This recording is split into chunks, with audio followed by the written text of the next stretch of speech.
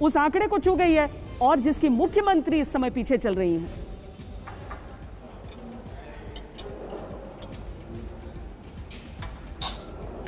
चुनाव लड़ रही है और जीतती हुई दिखाई पड़ रही है रुझानों के हिसाब से। और अगर वही उन्हीं रुझानों में जिस तरह से उनको पीछे दिखाया जा रहा है, अगर नतीजा ऐसे आ जाता है तो ये बड़ी अजीब स्थिति होगी।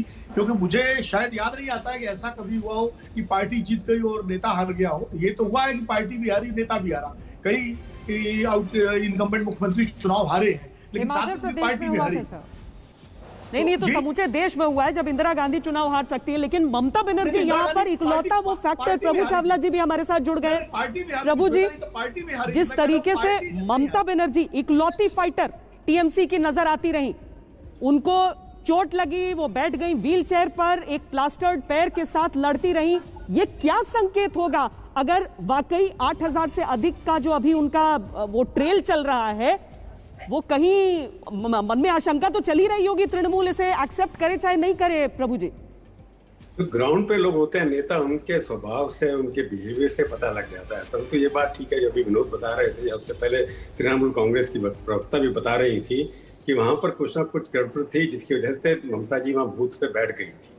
अब कौन से इलाके में चुनाव गणना हुई है, कौन से पोलिंग बूथ हैं, वहां पर क्या है, जब तक इस तरह की डिटेल सामने नहीं आती तब तक हम किसी भी निष्कर्ष पर नहीं पहुंच सकते। ये जरूर है कि आज तक बहुत कम हुआ है जहाँ के लीडर ऑफ द पार्टी हार जाए, उस पार्टी की मेजोरिटी जो आप दिखा रहे हैं उससे ज्यादा मेजोरिटी आ रही है, थोड़ा सा असंभव सा लगता है। परंतु चुनाव में कुछ भी हो सकता है।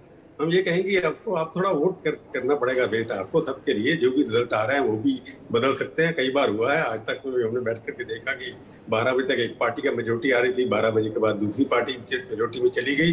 परंतु अभी तक जो ट्रेंड दिखा रहे हैं वो जरूर दिखा रहे हैं कि टीएमसी आगे है और डिफरेंस भी काफी 30 सीटों का है। पर सबसे बड़ी बात ये श्वेता मैं पूछना चाहूंगा, अगर हमारे विशेषज्ञ बैठे हैं तो दर्शकों के लिए इच्छा होगा कि 219 के वोट परसेंटेज देखें या नंबर ऑफ सीट्स देखें, उसमें जब कितनी सीटें बीजेपी को लीड की थी असेंबली सेगमेंट्स में, ये अगर कोई बता दे, और कितनी सीटें टीएमसी ने लीड की थी असेंबली सेगमेंट्स में। और जो नुकसान दिखा रहे हैं और नफा दिखा रहे हैं 2016 का दिखा रहे हैं, परंतु कई और चैनल दिखा रहे हैं 2019 बीजेपी के लिए सबसे पॉपुलर मूवमेंट था, सबसे ज्यादा सीटें उनको मिली थी। वो अगर बॉल पॉइंट फिगर ले लें 118 या 120 पता नहीं कितनी सीटें थी, तो बीजेपी को 118 से 148 करनी है और टीएमसी को मेजोरिटी लूज करने के लिए 211 से 140 पर आना है। क्या उस प्रोपोर्शन में लीड्स कम और बढ़ रही हैं?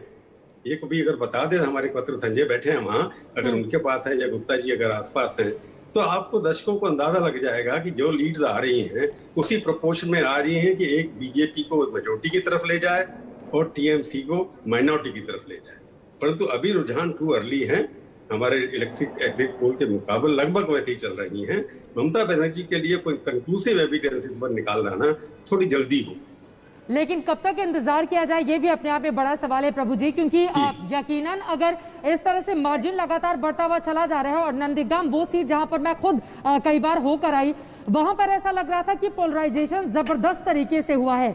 जय श्री राम का नारा लगता हुआ, हालांकि नंदीग्राम ही वो जगह है जहां पर ममता बनर्जी को चोट लगी थी, उसको लेकर साजिश की बात भी उनकी ओर से कही गई थी और बाद में व्हील चेयर से ममता दीदी जगह जगह प्रचार करती हुई नजर आ रही थी। नंदीग्राम अपने आप में बहुत महत्वपूर्ण था, लेकिन आप कह रहे हैं कि अभी थोड़ा इंतजार करना चाहिए। लेकिन अगर इस तरह की स्थिति पैदा हो जाती है फिर क्या करेगी टीएमसी?